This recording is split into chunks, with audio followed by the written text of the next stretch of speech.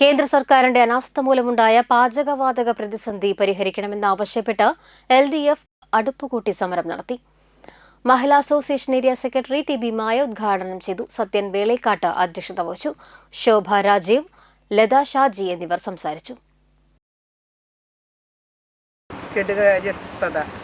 അതായത് ഒരു യുദ്ധം വന്നാൽ നാട്ടിൽ ഗ്യാസ് എത്താനുള്ള വഴി അടയുന്ന അതിന് ഒരു മുൻകരുതൽ നടത്താതെ നമ്മുടെ നാട്ടിലെ ആകെ ഗ്യാസും അതുപോലെയുള്ള പെട്രോൾ ഡീസൽ ഉൽപ്പന്നങ്ങളും കിട്ടാത്തൊരവസ്ഥയിലേക്ക് നമ്മുടെ നാടിനെ കൊണ്ടെത്തിക്കുന്ന നരേന്ദ്രമോദി സർക്കാരിനെതിരെ ഒരു താക്കീതായാണ് അടപ്പുകൂട്ടി സമരം